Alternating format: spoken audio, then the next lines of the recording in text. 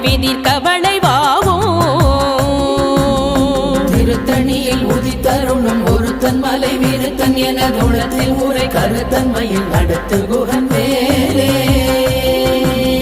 பழுத்தமுது தமிழ் பலகை இருக்கும் ஒரு கவி புலவன் இசை குறுகி வரை குகையை இடித்து வழி காணும்.